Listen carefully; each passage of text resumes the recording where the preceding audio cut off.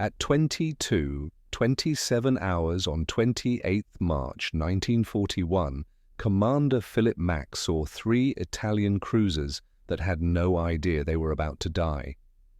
3 destroyers, 10 warships, 28 minutes. The bridge of HMS Jervis smelled of salt spray and diesel exhaust. The Type 279 radar showed 8 contacts at 3,500 yards, steaming in line astern. No evasive maneuvers, no radar emissions. No idea the Royal Navy was 1,800 yards off their starboard quarter. Commander Philip Mack, 41 years old, had commanded the 14th Destroyer Flotilla for 8 months. He'd fought in the North Sea, chased U-boats off Gibraltar, and escorted 37 convoys through waters where the Regia Marina outnumbered the Mediterranean fleet 3-1. But he'd never fired a torpedo at a heavy cruiser in pitch darkness at point-blank range. This was the day the British proved that in naval warfare, the side that sees first doesn't just have an advantage, it has already won. How do 3 destroyers sink 10 warships before the enemy fires a single shot?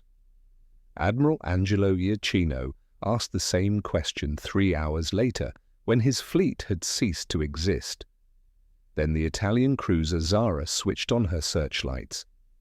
Bearing? Green 45, range 3,000 yards. Standby tubes, we'll fire at 1,500. 1,500, sir? That's point blank. They won't turn in time. The radar operator's hands were shaking, not from fear, from the realization of what he was watching. The Italian cruisers were steaming at 20 knots in formation, no zigzag, no destroyers screening their flanks. Their fire control radars, if they had them, were silent. Admiral Iachino had ordered radio silence after the air attack 6 hours earlier.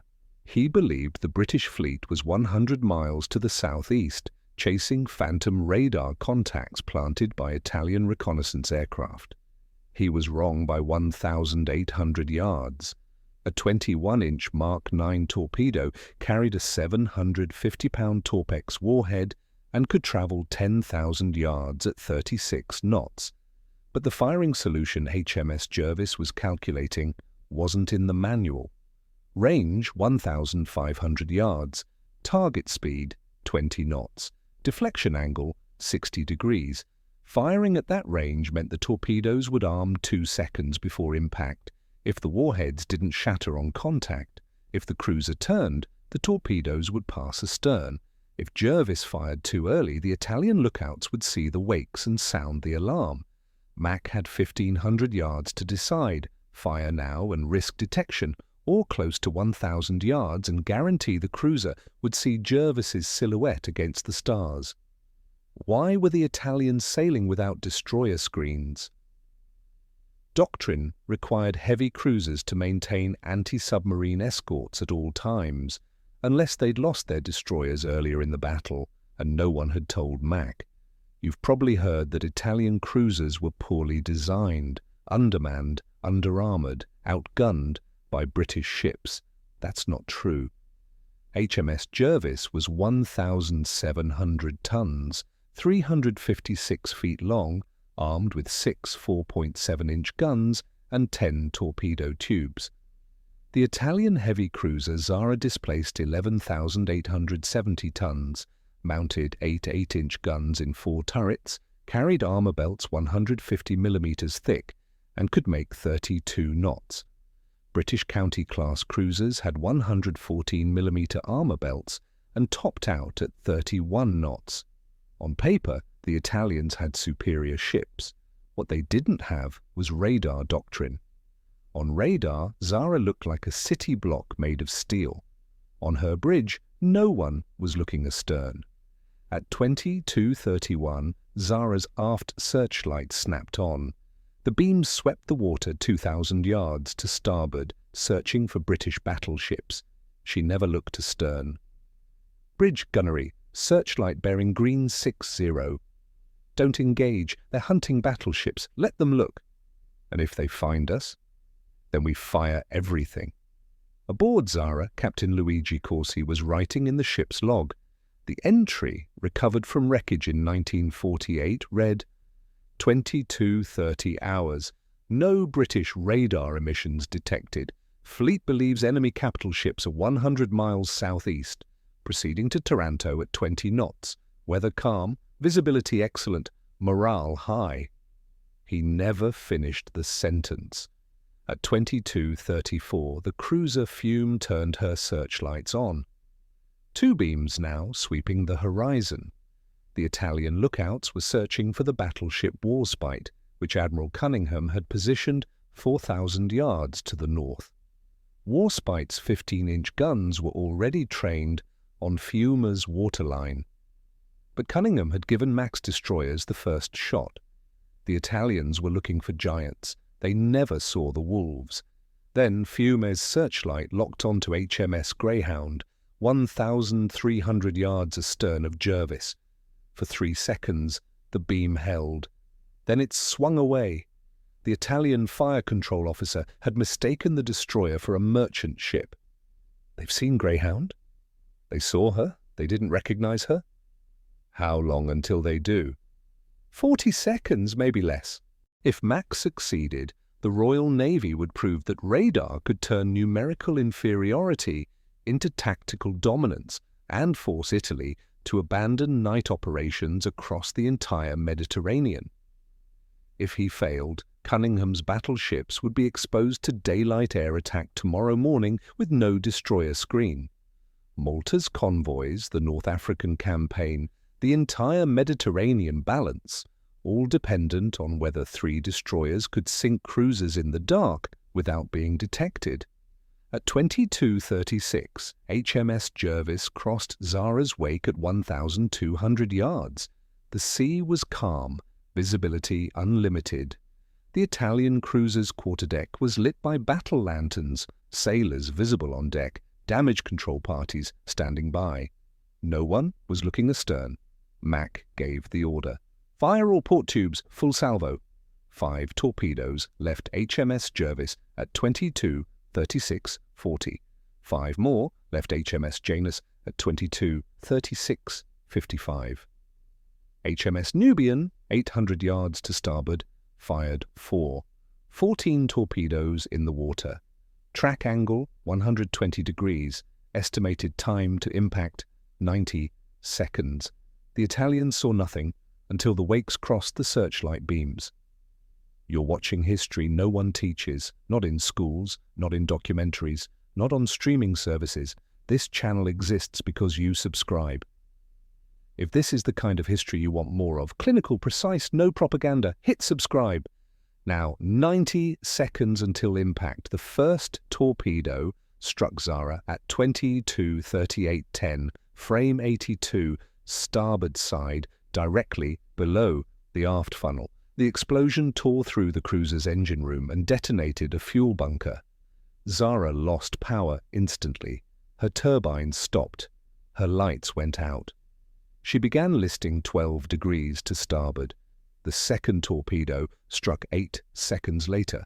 Frame 110 amidships, the blast buckled her keel. The third torpedo missed. The fourth struck Fiume at 22:38:35, penetrating the forward magazine. The explosion vaporized the bow and sent the forward turret into the air. It landed 50 yards to port, upside down. The 5th, 6th, and 7th torpedoes struck Zara again. She capsized in 4 minutes. What the Italians didn't know and couldn't have known was that the Royal Navy had spent 2 years developing a night-fighting doctrine that treated darkness not as an obstacle, but as a weapon, using Type 279 air warning radar to detect surface targets at ranges where visual identification was impossible, allowing British destroyers to close to point-blank range and fire full torpedo salvos before the enemy could train their main batteries, because the side that fires first in a night action doesn't win the battle. They decide whether there will be one. Lieutenant Commander St. John Tyrwhitt, HMS Janus, said nothing when Zara capsized. He understood exactly what it meant. The Royal Navy had just rewritten the rules for surface engagements in the Mediterranean, and the Regia Marina would never sail a cruiser force without air cover again. If you believe these men, British and Italian, deserve to be remembered not as propaganda but as they were, subscribe. These stories don't tell themselves. Back to the mathematics of what just happened. At 22:42, HMS Jervis's ASDIC operator reported propeller sounds bearing 180 degrees. Mac ordered full stop. If Italian submarines had arrived, the destroyers were dead. For 30 seconds, no one on Jervis's bridge moved. Then the ASDIC operator corrected himself. "Reciprocating engines, sir. Destroyer. Italian destroyer." Not a submarine. A target. Now let me tell you what the mathematics of Cape Matapan tells. Italy operated 19 heavy and light cruisers in the Mediterranean in March 1941. Britain operated 7. The exchange rate favoured Italy until radar gave the British the ability to concentrate force at the decisive point without being detected. One night, action sank 3 cruisers and tilted the balance. A Zara-class cruiser cost 155 million lire and required 36 months to build. A Mark 9 torpedo cost £3,400 and required 2 weeks to manufacture. 14 torpedoes, £47,600 total, sank 2 cruisers worth 310 million lire. The cost exchange ratio was 1 to 6,600. At 23:15, an Italian sailor from Zara was pulled from the water by HMS Jervis. He asked the British rating how long the destroyers had been following. The rating said 23 minutes. The Italian didn't believe him. The Regia Marina had 200,000 tons of cruiser displacement in March 1941. Cape Matapan cost them 23,740 tons, 12% of their cruiser force, and 2,400 sailors in 28 minutes. Italy lost more cruiser tonnage in half an hour than Britain lost in the entire Norway campaign. Replacing those ships would take until 1944. The British replaced the expended torpedoes in 6 days. Why didn't the Italians detect HMS Jervis before she fired? They were hunting battleships. Admiral Iachino's reconnaissance aircraft had reported British capital ships 100 miles to the southeast at 1800 hours. He assumed, correctly, that Admiral Cunningham would pursue with Warspite, Valiant, and Barham. What he didn't know was that Cunningham had detached Mac's destroyers to sweep the Italian withdrawal route at 2030, using radar to track the enemy while staying below visual detection range. Italian doctrine in 1941 did not account for radar-equipped destroyers operating independently at night. German doctrine did. The Kriegsmarine had learned that lesson in blood at Narvik in 1940. The Regia Marina learned it here. But there was a second reason. Mac had positioned his flotilla astern of the cruiser column, not on their flanks. Italian lookouts were trained to scan the beam and bow arcs, where destroyer attacks came from in daylight. No one was watching the stern. Mac had studied the same tactical manuals the Italians used. He knew where they'd look. He attacked from the one bearing they wouldn't. At 22:40, HMS Havoc and HMS Hotspur closed to 1,000 yards and fired on the destroyer Alfieri. 8 torpedoes in the water. 3 struck. Alfieri sank in 6 minutes. The destroyers Carducci and Oriani turned to engage and ran directly into Warspite's firing solution. Admiral Cunningham opened fire at 3,800 yards. The first salvo from Warspite's 15-inch guns struck Carducci at the waterline. She exploded. The second salvo struck Oriani's bridge. She burned for 40 minutes before sinking. At 22:43, the Italian destroyer Gioberti attempted to ram HMS Jervis. She closed to 600 yards. Then a torpedo from HMS Nubian struck her stern. She lost steering and drifted into Warspite's line of fire. At 22:48, Warspite's Type 284 gunnery radar failed. The battleship's 15-inch guns fell silent for 90 seconds while the set was reset. In that window, Ghiberti could have escaped. She didn't. Her captain, believing the British guns were reloading, turned to engage. When Warspite's radar came back online, Ghiberti was 3,200 yards away, beam on. One salvo. A single 15-inch shell penetrated her forward magazine. The explosion broke her in half. By 22:55, 28 minutes after Mack fired the first torpedo, 10 Italian warships were sinking or dead in the water, 3 heavy cruisers, 2 destroyers, 5 destroyer escorts. The Royal Navy lost 0 ships, 0 men. The Italian gunnery officer aboard Zara was rescued by HMS Jervis at 1:30 on 29th March. He asked Commander Mack when the British destroyers had been detected. Mack told him, "You switched on your searchlights at 22:34. We'd been tracking you since 22:12. The Italian officer asked how that was possible. Mack didn't answer. For 12 minutes after the first torpedo struck, the sea off Cape Matapan was burning. Fuel oil from Zara's ruptured bunkers spread across 4,000 yards, igniting on contact with electrical fires. The water glowed orange. Survivors clung to wreckage, their uniforms soaked in oil, trying not to breathe the fumes. Italian destroyers circled at flank speed, searching for British submarines that didn't exist, while HMS Jervis sat 2,000 yards away, radar tracking every movement, waiting for the next target. The Italians couldn't see the destroyers could see everything. At 23:07, HMS Jervis detected a new radar contact at 5,000 yards. Another cruiser, steaming at 28 knots, trying to escape. Mack increased to flank speed and closed to 2,000 yards. He fired a full salvo. All 5 torpedoes missed. The cruiser turned hard to starboard and disappeared into a rain squall. That cruiser, Bolzano, was the only Italian warship to escape. She reached Taranto at 6 a.m. on 29th March.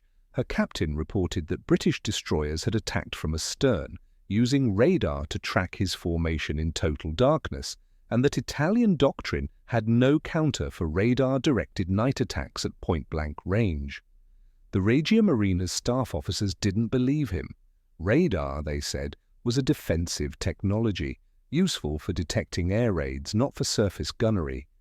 The idea that British destroyers could use it to hunt cruisers at night was dismissed as panic.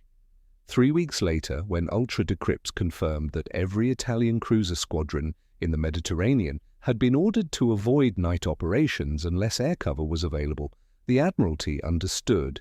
Cape Matapan hadn't just sunk 3 cruisers, it had forced the Regia Marina to cede control of the night sea to the Royal Navy. Aboard HMS Warspite, Admiral Cunningham's flag captain briefed him on the action. "What's the cruiser count now?" Zara, Fiume and Pola confirmed sunk. Bolzano escaped. Trieste and Trento turned back at 2100 hours, and destroyers, Alfieri, Carducci, Oriani, Ghiberti, all down. Estimate 2,400 Italian casualties. Our losses, 1 aircraft, pilot recovered. Then we've just forced the Regia Marina to adopt a defensive posture for the rest of the year. They won't risk cruisers in open water without air superiority. For 14 torpedoes, sir. Yes. That exchange lasted 40 seconds. In those 40 seconds, Cunningham understood the scale of what had just happened. That was the moment he knew, not that he'd sunk 3 cruisers, but that he'd changed the campaign. The Royal Navy now controlled the night. The Italians would convoy only during daylight, under air cover, through routes the British already monitored. Malta's submarines would hunt them by day. The Mediterranean fleet would hunt them by night. There was no longer a safe time to sail. 3 destroyers, 10 warships, 28 minutes. The Royal Navy could replace 14 Mark 9 torpedoes in 6 days, 2 shifts at the Greenock torpedo factory. Italy could not replace 3 Zara-class cruisers. The shipyards at Genoa and Trieste were already operating at full capacity, building destroyers and submarines to replace losses from 1940. Building a new heavy cruiser would require diverting steel, labor, and dry dock space from destroyer production, which would reduce anti-submarine escorts, which would increase merchant losses, which would threaten fuel shipments to North Africa. Italy's cruiser force in the Mediterranean. March 1941, 19 ships. April 1941, 16 ships. June 1941, 13 operational. Cape Matapan didn't sink the Regia Marina. It forced Italian admirals to choose between risking their remaining cruisers in night actions or ceding sea control to a numerically inferior enemy. They chose survival. The Royal Navy chose aggression. Over the 6 weeks following Cape Matapan, the Regia Marina withdrew all heavy cruisers from forward operations. Italian convoy routes shifted 60 miles south, adding 12 hours to transit times and increasing fuel consumption by 20%. The Luftwaffe, already stretched covering North Africa, was forced to divert bomber squadrons from Malta strikes to convoy escort. By May 1941, 70% of Italian convoys to Libya were sailing only during daylight, under continuous air cover. The Royal Navy's submarines and destroyers adapted. They attacked at dawn and dusk during the 30-minute windows when air cover transitioned. In June alone, Malta-based submarines sank 11 Italian merchants.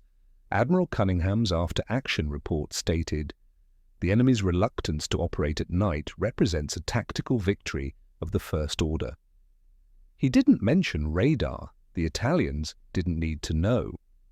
2,400 Italian sailors died at Cape Matapan, most drowned in the dark, covered in burning oil, screaming for help that never came. The Royal Navy rescued 905 survivors. Cunningham ordered his destroyers to stop hunting and start saving lives at 1 o'clock on 29th March, even though Italian bombers would arrive at dawn.